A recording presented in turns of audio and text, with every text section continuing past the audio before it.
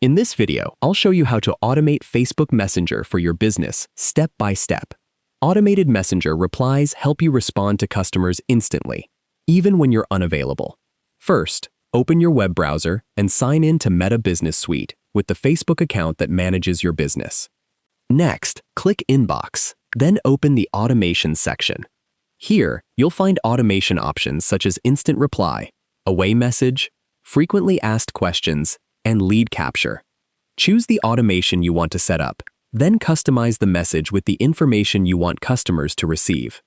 If available, set a schedule for when the automation should run, or leave it enabled all the time.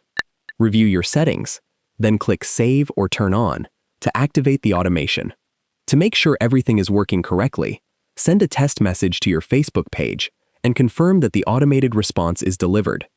That's how you can automate Facebook Messenger for your business using Meta Business Suite. If you found this video helpful, please like the video and subscribe to the channel for more easy app tutorials.